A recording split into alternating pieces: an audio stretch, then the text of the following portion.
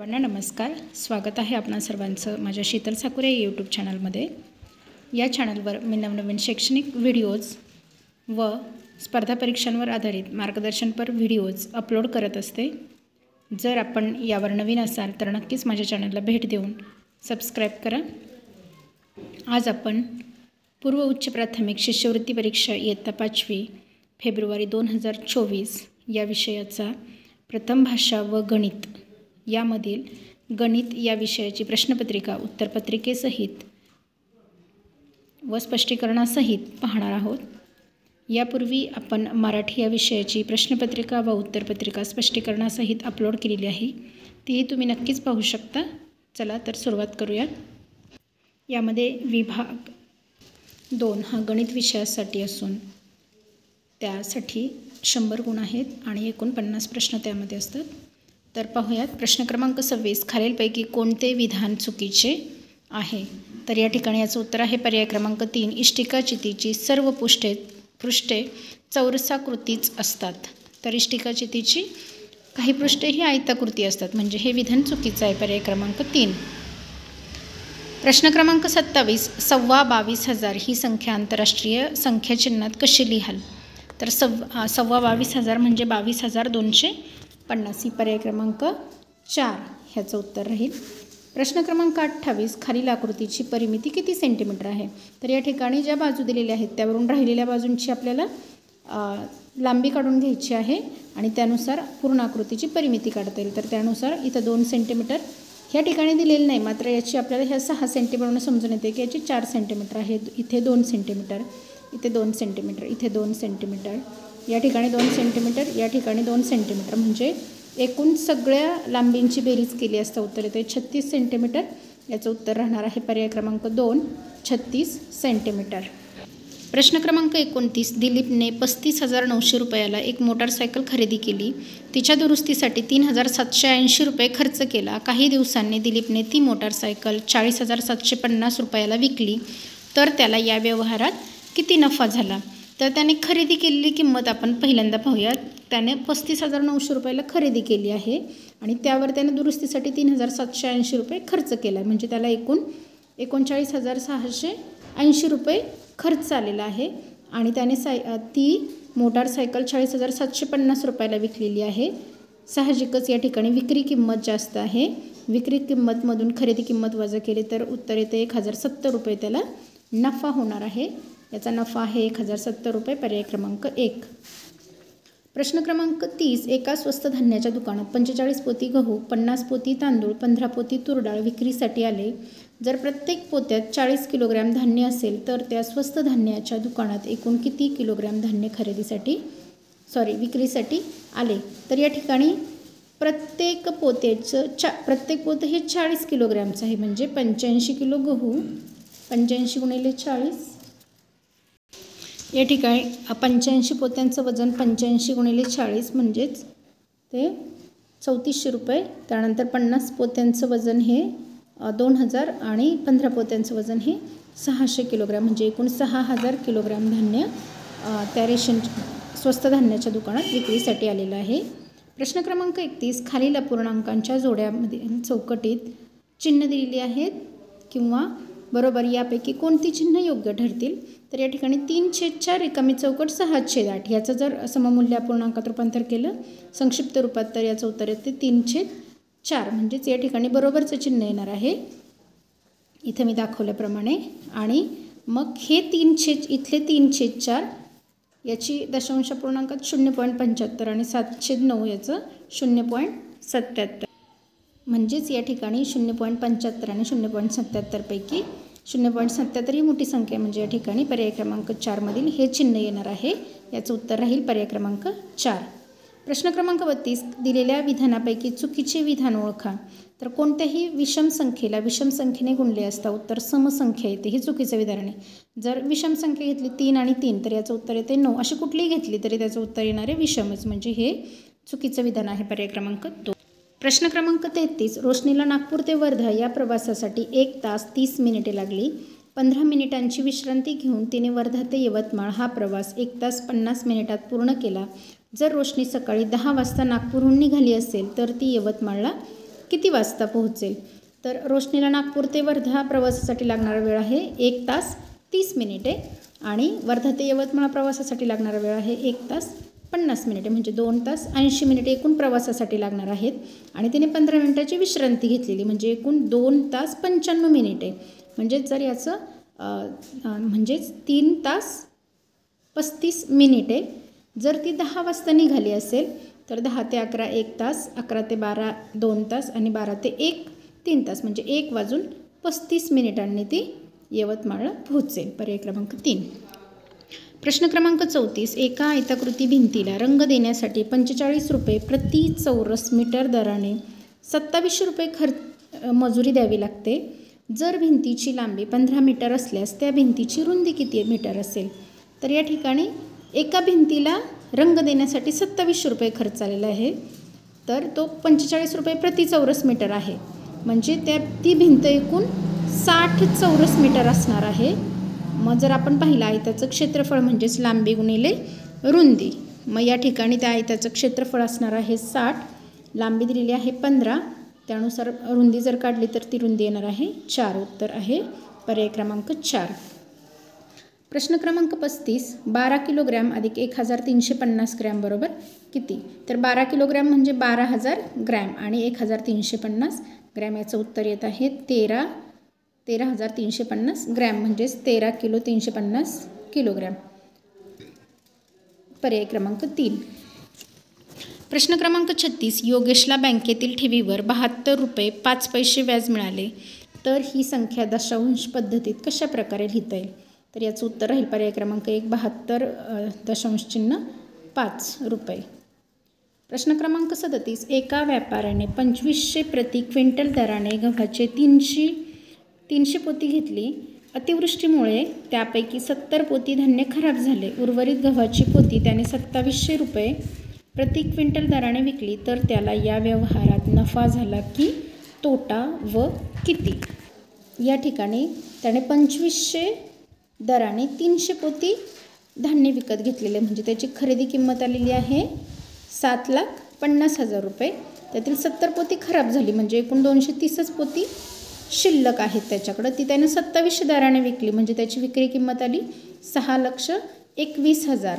म्हणजे त्याची विक्री किंमत ही खरेदी किमतीपेक्षा कमी आलेली आहे. साहजिकच त्याला या व्यवहारात तोटा होणार आहे. म्हणजे 7,50,000 वजा 6,21,000 1,29,000 रुपये त्याला तोटा होणार आहे. याचं उत्तर राहील पर्याय क्रमांक 2 1,29,000 रुपये तोटा.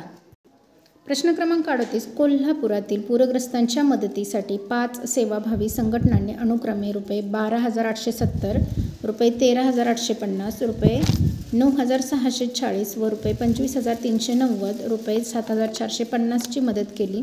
तर एकूण किती रुपये मदत निधी जमा झाला? या सगळ्याची जर बेरीज केली तर उत्तर येते 69,200 रुपये. पर्याय क्रमांक 4.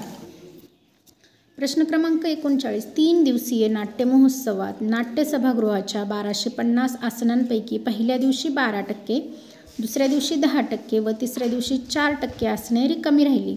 तर 3 दिवसात एकूण किती आसने रिकामी राहिली? तर या ठिकाणी एकूण 26% ह्या 3 दिवसांमध्ये आसने रिकामी राहणार आहे. 1250च्या 26% म्हणजे उत्तर येते 325. याचं उत्तर आहे पर्याय क्रमांक 3 325. प्रश्न क्रमांक 40. 15 मार्चला सोमवार आहे, तर त्या महिन्यात कोणता वार 5 वेळेला येईल? 15 मार्चला सोमवार आहे, तर दर 7 दिवसाने तोच वार येतो, म्हणजे 22 मार्चला सुद्धा सोमवार येईल, 29 मार्चला सुद्धा सोमवार येईल. 29, 30 आणि 31 ह्या 3 दिवसाच्या तारखा मार्च महिन्यामध्ये 5-5 वेळा येणार आहेत. म्हणजेच या ठिकाणी सोमवार मंगळवार बुधवारपैकी बुधवार हा पर्याय बरोबर असणार आहे. पर्याय क्रमांक 2. प्रश्न क्रमांक 41. एका वर्तुळाची त्रिज्या 7/2 सेंटीमीटर आहे, तर त्याचा व्यास किती सेंटीमीटर आहे? व्यासाचं सूत्र आहे व्यास बरोबर 2r. r म्हणजे रॅडियस म्हणजे त्रिज्या. तर या ठिकाणी 2 गुणिले 7/2 जर केलं तर उत्तर येणार आहे 7, म्हणजे त्या वर्तुळाचा व्यास असणार आहे 7. पर्याय क्रमांक 4. प्रश्न क्रमांक 42. 78,312, 78,135, 78,351, 78,531 या संख्या उतरत्या क्रमाने लावल्यास त्यातील पहिली व उजवीकडून तिसरी असणाऱ्या संख्यांची बेरीज किती?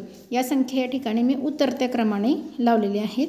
त्यातली पहिली आणि उजवीकडून तिसरी म्हणजे इकडनं जर मोजायला गेलं तर ही तिसरी येते. 78,531 ही पहिली आणि 78,351 ही उजवीकडून तिसरी संख्यांची जर बेरीज केली तर उत्तर येते 1,56,882. पर्याय क्रमांक 1. प्रश्न क्रमांक 43. 15 लिटर 200 मिलीलिटर वजा 13 लिटर 530 लिटर बरोबर किती? तर या ठिकाणी लिटर आणि मिलीलिटर अशी घर तयार करून घेतली. 15 लिटर 200 मिलीलिटर आणि 13 लिटर 530 मिलीलिटर. तर याचं उत्तर येत आहे एकूण वजाबाकी जर केली तर 1 लिटर 670 मिलीलिटर. पर्याय क्रमांक 3. प्रश्न क्रमांक 44. खालीलपैकी कोणत्या संख्येला 3ने निशेष भाग जातो? तर 3ची कसोटी आहे संख्येतील अंकांच्या बेरजेला जर 3ने निशेष भाग जात असेल तर त्या पूर्ण संख्येला 3ने निशेष भाग जातो. म्हणून पर्याय क्रमांक 3 मध्ये 2 3 5 2 म्हणजे 2 आणि 3 5 5 आणि 5 10 2 12. 12 ही बेरीज येते 3 चौक 12 म्हणजे त्या 12 या संख्येला 3ने निशेष भाग जातोय म्हणजे साहजिकच 2352 या संपूर्ण संख्येला 3ने निशेष भाग जाईल. पर्याय क्रमांक 3. प्रश्न क्रमांक 45. 14/35 हा अपूर्णांक कोणत्या पर्यायाचा सममूल्य अपूर्णांक आहे? 14/35. तर या ठिकाणी 3/7 वजा 2/7 उत्तर येते 1/7. 4/5 आणि 3/5 येते 7/5. या ठिकाणी 8/5 वजा 6/5 उत्तर येते 2/5. जर या 2ला 7ने गुणलं आणि 5लाही 7ने गुणलं तर उत्तर येते आपले 14/35. म्हणजे ह्या 14/35चा हा सममूल्य अपूर्णांक आहे. पर्याय क्रमांक 2. प्रश्न क्रमांक 46. प्रणवला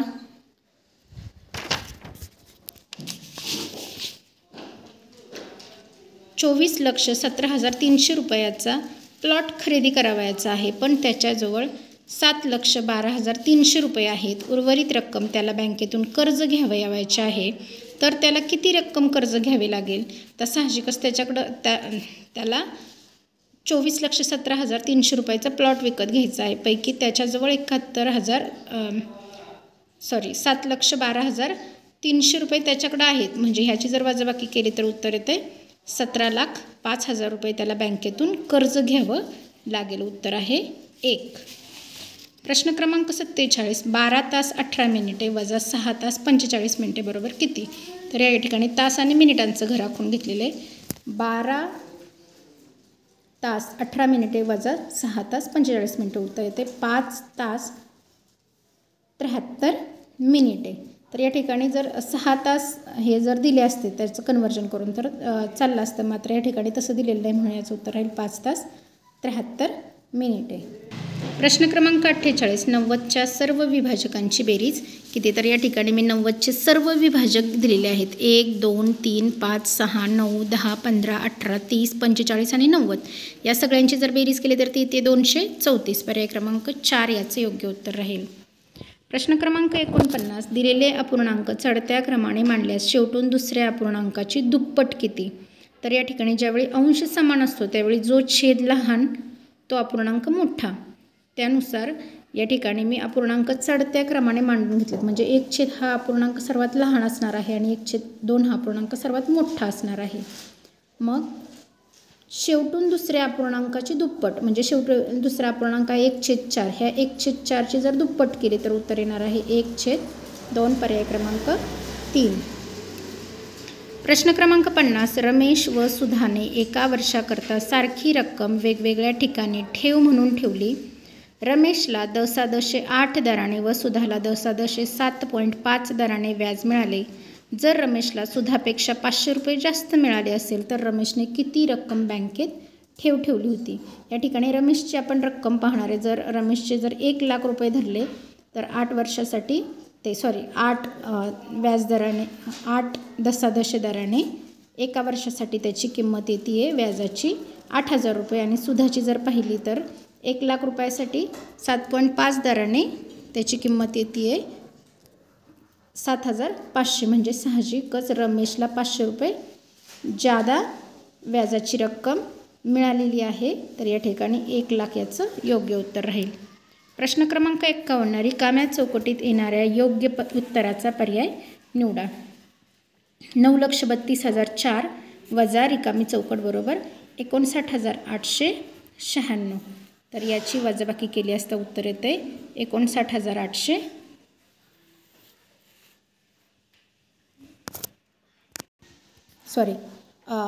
यामधून या संख्येतून पर्याय क्रमांक 4 8,72,108 ही संख्या वजा केली असता उत्तर मिळते 59,896. म्हणजे पर्याय क्रमांक 4 याचं योग्य उत्तर राहील. प्रश्न क्रमांक 52. ऋतुजाजवळ काही रक्कम होती, त्यापैकी प्रत्येक विद्यार्थ्याला 50 रुपये याप्रमाणे 47 विद्यार्थ्यांना वाटले असता तिच्याजवळ 37 रुपये बाकी राहिले, तर ऋतुजाजवळ किती रक्कम होती? तिने 50 रुपये प्रत्येक 47 विद्यार्थ्यांना वाटले, म्हणजे तिने तिच्याजवळचे 2,350 रुपये वाटलेले, तिच्याजवळ 37 रुपये शिल्लक राहिलेत. म्हणजे तिची वाटलेली रक्कम अधिक तिच्याजवळ असलेली रक्कम ही तिच्याजवळ सुरुवातीला असलेली एकूण रक्कम असणार आहे. ती आहे 2,387. पर्याय क्रमांक 2. प्रश्न क्रमांक 53. 2 लक्ष अधिक 13,000 अधिक 72 शतक अधिक 38 दशक अधिक 13 एकक बरोबर किती? तर या ठिकाणी मी संख्या अंकात मांडून घेतलेल्या आहेत त्या सगळ्या आणि त्याची बेरीज येते आहे 2,20,593. 2,20,593. पर्याय क्रमांक 1. प्रश्न क्रमांक 54. 2 दशक अधिक 3 एकक अधिक 5 शतांश अधिक 8 दशांश बरोबर किती? तर या ठिकाणी 2 दशक म्हणजेच 20, 3 एकक म्हणजेच 3, 5 शतांश म्हणजे 5/100 आणि 8 दशांश म्हणजे 8/10 म्हणजेच 20 अधिक 3 23. याचं उत्तर येते 0.05 आणि 0.8. याची जर बेरीज केली तर उत्तर येते 23.85. म्हणजे याचं उत्तर येते पर्याय क्रमांक 4 23.85. प्रश्न क्रमांक 55. खालील पर्यायापैकी कोणता पर्याय अयोग्य आहे ते निवडा. तर एक रिम म्हणजे किती कागद? तर एका रिममध्ये 480 कागद बसतात, तेच म्हणजे 40 डझन असतात. तर याचं उत्तर आहे 40 ग्रोस. प्रश्न क्रमांक 56. 2 संख्यांची बेरीज 39.62 आहे. जर एक संख्या 1.259 असेल तर दुसरी संख्या कोणती? तर या ठिकाणी इथं समीकरण तयार करून घेतले. 39.62 बरोबर 1.259. ती संख्या मी एक्स मानली आहे. मग एक्सचं जर उत्तर काढलं तर 39.62 मधून 1.259 वजा केले तर उत्तर येते 38.361. पर्याय क्रमांक 3. प्रश्न क्रमांक 57. 10,7 दराने 5,000 रुपये मुद्दलावर 3 वर्षाचे व्याज किती रुपये होईल? तर या ठिकाणी सरळ व्याजाचं सूत्र आहे मदक भागिले 100. म्हणजेच मुद्दल 5,000, दर 7 आणि वर्षाचा काळ 3 वर्षाचा काळ. म्हणजे याचं उत्तर येत आहे 1,050 रुपये व्याज मिळेल. प्रश्न क्रमांक 58. नेहा दररोज प्रत्येकी 100 मीटर बाजू असलेल्या त्रिकोणाकृती मैदानाला 5 फेऱ्या चालत पूर्ण करते, तर ती एका आठवड्यात मैदानाभोवती किती अंतर चालून पूर्ण करेल? तर त्रिकोणी मैदान आहे, एक बाजू 100 मीटर आहे, म्हणजे त्या त्रिकोणाची परिमिती असणार आहे 300 मीटर. त्या 300 मीटरला ती दररोज 5 फेऱ्या मारते, म्हणजे ती एका दिवसाला 1,500 मीटर अंतर चालते. असंच ती आठवड्याची वार 7 म्हणजे 1500 गुणिले 7 म्हणजेच ती 10,500 मीटर अंतर आठवड्यात पूर्ण करते, म्हणजेच 10 किलोमीटर 500 मीटर. पर्याय क्रमांक 4. प्रश्न क्रमांक 59. खालीलपैकी पदावलीचे योग्य उत्तर असणारा पर्याय निवडा. 24 + 12 अधिक 3 गुणिले 5. या ठिकाणी पहिल्यांदा गुणाकार 3×5 = 15. त्यानंतर वजाबाकीची क्रिया करावी लागेल. 24 मधून 12 गेले उत्तर राहिलं 12, 15 अधिक 12 उत्तर आलं 27. ही बरोबर आहे. पर्याय क्रमांक 1. प्रश्न क्रमांक 60. खालीलपैकी कोणत्या कोणाचे माप 360 अंशच्या 1/4 पटीपेक्षा कमी असते? तर 360 अंशाच्या 1/4 पट म्हणजे त्याचं उत्तर येते 90. 90पेक्षा लहान तो असतो लघुकोन. पर्याय क्रमांक 3. प्रश्न क्रमांक 61. एका शाळेचा एकूण पट 1600 आहे. जर शाळेत 48% मुली असतील तर त्या शाळेतील मुलग्यांची संख्या किती? 1600 पैकी 48% मुली म्हणजे 1600 गुणिले 48 100 768 मुली झाल्या. एकूण मुलांमधनं मुली वजा केल्या तर मुलं उरणार आहेत, ती आहेत 832. पर्याय क्रमांक 2.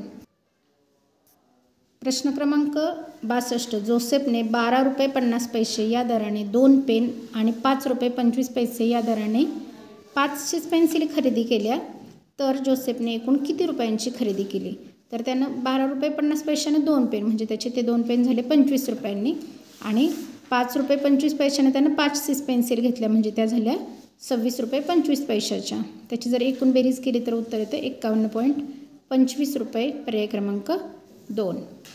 प्रश्न क्रमांक 63. काही अपूर्णांक दिलेले आहेत, त्याची बेरीज किती येईल ती विचारलेली आहे. तर ही पहिल्या आकृतीचा अपूर्णांक तयार होतो 1/3, दुसऱ्या आकृतीचा अपूर्णांक 3/7 आणि तिसऱ्या आकृतीचा 3/4. 1/3 अधिक 3/7 अधिक 3/4 याची बेरीज करायची असेल तर आपल्याला लसावी काढावा लागतो. तो लसावी येतो 84 आणि त्यानुसार मग इथं 1ला 28ने गुणावं लागेल, या 3ला 12ने गुणलं तर 36 आणि ह्या 3ला 21ने गुणलं तर 63. म्हणजे उत्तर येतं 127/84. पर्याय क्रमांक 1. प्रश्न क्रमांक 64. 2 सहमूळ संख्यांच्या सामायिक अवयवाची दुप्पट टिंबटिंब असते. तर ज्यावेळी 2 सहमूळ संख्या असतात त्यांचा सामायिक अवयव हा 1 असतो, मग त्याची दुप्पट 2 असणार आहे. पर्याय क्रमांक 4. प्रश्न क्रमांक 65 व 66 साठी सूचना. खालील चित्ररूप माहितीच्या आधारे खालील प्रश्नांची उत्तरे लिहा. तर प्रमाण आहे 1 झाड म्हणजेच 20 झाडे. वृक्षारोपणात सहभागी शाळा आणि लावलेल्या झाडांची संख्या. यावरून पहिल्यांदा आपण ज्ञानदा विद्यालयाने एकूण मग 100 झाडे लावलेली आहेत. विद्यानिकेतन या शाळेने एकूण 60 झाडे लावलेली आहेत. जिल्हा परिषद प्राथमिक शाळेने एकूण 40 झाडे लावलेली आहेत.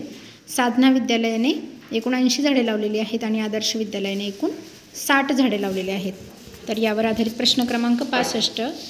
साधना विद्यालयापेक्षा ज्ञानदा विद्यालयाने किती झाडे जास्त लावलेली आहेत. तर साधना विद्यालयाने 80 झाडे लावलेली आहेत आणि ज्ञानदा विद्यालयाने 100 झाडे लावलेली आहेत. म्हणजे ज्ञानदा विद्यालयाने 20 झाडे जास्त लावलेली आहेत. पर्याय क्रमांक 3. प्रश्न क्रमांक 66. वृक्षारोपण कार्यक्रमाअंतर्गत सहभागी शाळांनी एकूण किती झाडे लावली.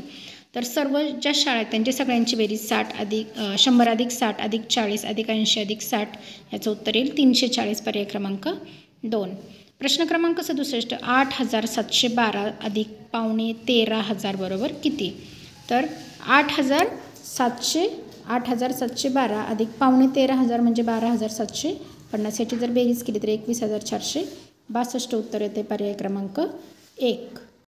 प्रश्न क्रमांक 68. सोहमने 2,000 रुपयांच्या 6 नोटा बदलून 100 रुपये व 50 रुपयांच्या समान नोटा घेतल्या असता 100 रुपयांच्या किती नोटा मिळतील. तर त्यानं 2,000 रुपयांच्या 6 नोटा बदलून घेतल्यात म्हणजे त्याच्याकडे एकूण 12,000 रुपये होते. त्यापैकी त्याने 100 रुपयांच्या 80 नोटा आणि 50 रुपयांच्या जर 80 नोटा घेतल्या तर पाहूयात काय होतं. 100 रुपयांच्या 80 नोटा घेतल्या तर 8,000 रुपये आणि 50 रुपयांच्या 80 नोटा घेतल्या तर 4,000 म्हणजे त्याचे एकूण त्याला 12,000 रुपये मिळत आहेत. म्हणजेच तो 100 रुपयांच्या त्याला 80 नोटा मिळतील. पर्याय क्रमांक 3. प्रश्न क्रमांक 69. 3, 2, 5, 0, 8 हे अंक प्रत्येकी किमान एकदा वापरून 6 अंकी लहानात लहान विषम संख्या तयार केली असता एकक व शतक स्थानच्या अंकांचा गुणाकार किती येतो. तर ज्यावेळी लहानात लहान संख्या तयार करायची असते त्यावेळी लहानपासून सुरुवात करायची म्हणजे त्या अंकांचा चढता क्रम लिहायचा. मात्र त्या अंकांमध्ये जर 0 असेल तर तो 0 नेहमी ह्या 2 नंबरला लिहायचा असतो म्हणजे संख्या तयार होते. आणि तर अजून एक अट आहे ती विषम संख्या तयार झाली पाहिजे. म्हणजे शेवटी 8 आणि 5 आलेला आहे. जर 8 आपण एकक स्थानी लिहिलं असतं तर ती समसंख्या तयार झालेली असते म्हणून 8 अगोदर घेतल्यानंतर 5 घेतलेला आहे. म्हणजे या ठिकाणी 20,385 ही लहानात लहान विषम संख्या तयार झालेली आहे. त्यामध्ये एकक स्थानचा अंक 5 आणि शतक स्थानचा अंक 3 त्यांची बेरीज 15. पर्याय क्रमांक 3. प्रश्न क्रमांक 70. निशाने 1,350 रुपयास घेतलेली एक वस्तू 1,730 रुपयास विकली. या व्यवहारात तिला किती नफा की तोटा झाला. साहजिकच या ठिकाणी तिची विक्री किंमत जास्त आहे. 1,730 रुपयाला तिने विकलेला आहे आणि त्यासाठी तिला खर्च 1,350 रुपये आलेला आहे म्हणजे तिला 380 रुपये नफा झालेला आहे. पर्याय क्रमांक 4. प्रश्न क्रमांक 71. शेजारील आकृती दुमडून घन बनविल्यास 4 हा अंक असलेल्या पृष्ठाच्या लगतच्या पृष्ठावर कोणता अंक येणार नाही. तर या ठिकाणी हा जो 36 आहे हा 36 4च्या लगत कुठेच येणार नाही. जरी घडी कोणत्याही प्रकारे घातली तरी हा 36 या 4च्या लगत येणार नाही. पर्याय क्रमांक 2. प्रश्न क्रमांक 72. त्रिकोणी व चौरस संख्यांच्या बाबतीत खालीलपैकी कोणते विधान चुकीचे आहे. तर या ठिकाणी चुकीचं विधान आहे 2 क्रमवार संख्यांचा गुणाकार केल्यास त्रिकोणी संख्या मिळते. हे विधान चुकीचं आहे. प्रश्न क्रमांक 73, 12ने विभाज्य असलेल्या 2 अंकी संख्या उतरत्या क्रमाने मांडल्यास डावीकडून 5वी संख्या कोणती? 12ने विभाज्य असलेल्या 2 अंकी संख्या मी मांडलेल्या आहेत आणि त्यांची उतरत्या क्रमाने जर मांडणी केली तर 96, 84, 72, 60, 48, 36, 24 आणि 12. म्हणजेच डावीकडून 5व्या क्रमांकाची संख्या म्हणजे 1, 2, 3, 4, 5, 48 येणार आहे, पर्याय क्रमांक 3. प्रश्न क्रमांक 74, अफरोजने 12 किलोमीटर 300 मीटर अंतरापैकी 9 किलोमीटर 500 मीटर अंतर सायकलने पार केले. उर्वरित अंतर तिने धावत पार केले, तर तिने किती अंतर धावत पार केले?